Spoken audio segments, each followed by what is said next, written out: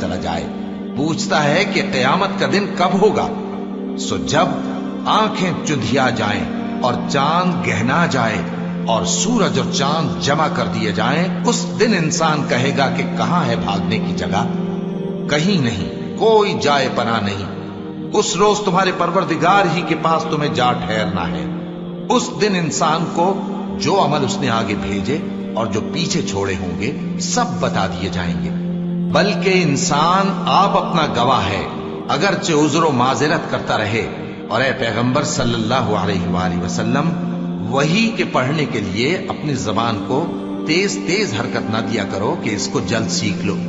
اس کا جمع کرنا اور پڑھانا ہمارے ذمے ہے، سو جب ہم اسے پڑھا کریں تو تم اس کو سنا کرو اور پھر اسی طرح پڑھا کرو۔ پھر اس کے معانی کا بیان بھی ہمارے ذمے ہے۔ مگر لوگو، تم دنیا کو دوست رکھتے ہو